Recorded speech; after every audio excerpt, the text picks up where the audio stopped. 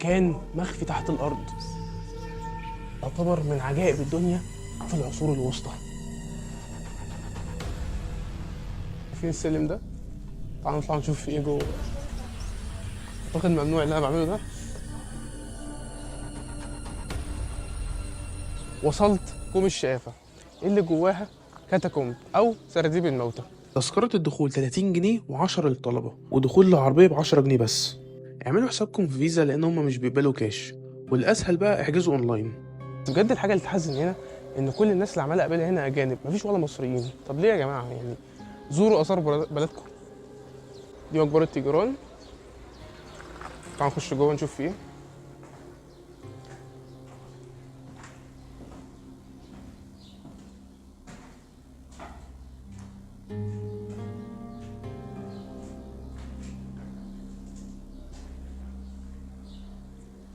احلى حاجه هنا ان المقابر لسه محافظه على الوانها الطبيعيه. المكان ده بيجمع بين الحضاره اليونانيه والرومانيه والمصريه، يعني يعتبر اقوى 3 حضارات عرفهم التاريخ.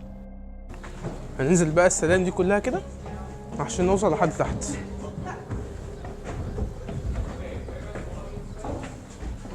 المقبره مكونه من 3 ادوار و99 سلمه، وعمقها 30 متر تحت الارض.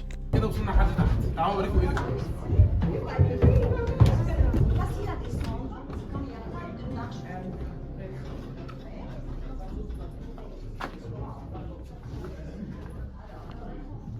مكان كله مقابر حجرية منحوتة. ممكن الناس تخاف ان هي تنزل المكان ده، ولكن في الحقيقة هو مزيج حضاري جميل جدا. انا دلوقتي في مكان يعتبر من عجائب الدنيا في العصور الوسطى، سراديب الموتى. فين السراديب؟ هي دي السراديب. مكان مرعب اوي الصراحة. احنا تحت الارض عشان نكتشف المكان ده. بجد مكان جميل جدا. بصوا فوق.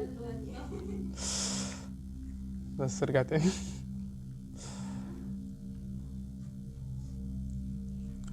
اعتقد ان انا صورت هنا كده ووريت صحابي الصوره دي، هيعتقد ان انا اصلا مش في مصر. يعني لو قلت لهم اسكندريه اكيد مش هيتوقعوا حاجه زي كده. شايفين السلم ده؟ تعالوا نطلع نشوف في ايه جوه. تفتكروا لو طلعنا هنلاقي فيه ايه جوه؟ انا مش متبشر بس هجرب. يلا مش عارف اطلع. اعتقد ممنوع اللي انا بعمله ده، بس عشان نشوف ايه ده.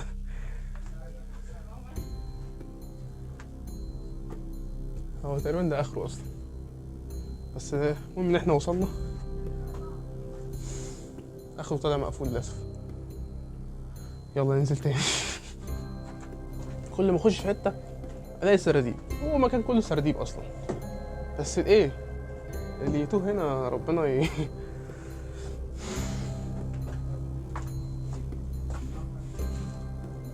مكان عريق جدا.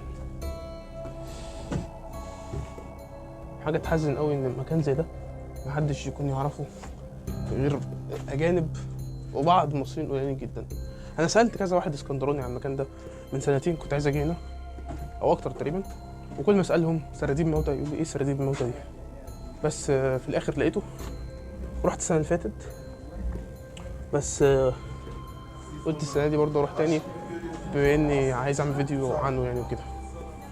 المكان ده اصلا اشبه بمتاهه، وحرفيا اللي هيتوه جوه يعني ربنا يعينه يعني تفضل ماشي كده فجاه تلاقي نفسك ايه طريق مسدود. نحاول نرجع تاني بقى ونشوف صحابي راحوا فين. يا الله كان جميل قوي. من احلى الحاجات اللي بحبها في المكان ده هو قصه ازاي لقوه. هو قصته ان كان في واحد ماشي بحمار، والحمار فجاه وقع في حفره عمقها 12 متر. متخيلين 12 متر؟ ولما حفروا ولقوه اكتشفوا المكان ده. نطلع بقى منها تاني. يا ظهري.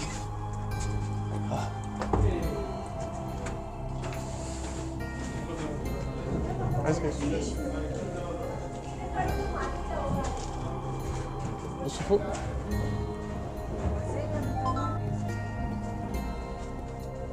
اعتقد ان ده الاخر. ده اخر ده اخر السلم اللولوي اللي احنا قعدنا ننزل فيه. الحته دي يا جماعه اللي كانوا بيعدوا منها الموتى، وهنعدي الناحيه التانيه عشان اقول لكم اكتر عن الحوار ده. شايفين بقى التنانين دي؟ ده المفروض ان هو ميكس حضاره، المكان عامه ميكس حضاره بين الرومان واليونان والحضاره المصريه القديمه. واما اللي فوق دي بقى فدي ميدوسا.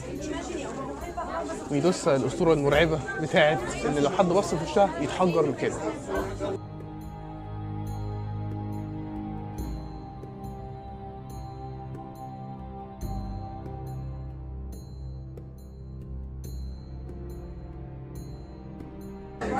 شايفين دي الحضاره المصريه ميكس حضارات. هم عارفوا ان المقابر ممكن تتسرق، فعشان كده شايفين التوابيت معموله ازاي؟ معموله بشكل صخري عشان ما تتسرقش. بقى العظم ده، العظم ده اللي لقوه بعد ما رمموا المكان في الاخر جمعوه حطوه في البوكس ده كده. وصلنا لاخر حته، تعالوا نعدي.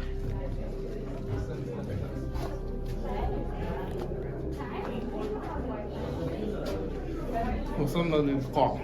دي الناحيه التانيه اللي انا شاورت لكم عليها. كان المفروض ان هم بينزلوا الموتى من هنا كده، واعتقد يستقبلوهم من الناحيه التانيه. طبعا مش هينفع ننزل تحت، ممنوع. يعني هو طبعا اللي فات كله كان سراديب، بس دي تقريبا اكبر حجره فيها سراديب كتير جدا. وبس كده فيديو النهارده خلص. ابعتوا لاصحابكم اللي ممكن يجوا معاكم اماكن زي دي، وقولوا لي في الكومنتات عايزين المكان الجاي يكون فين.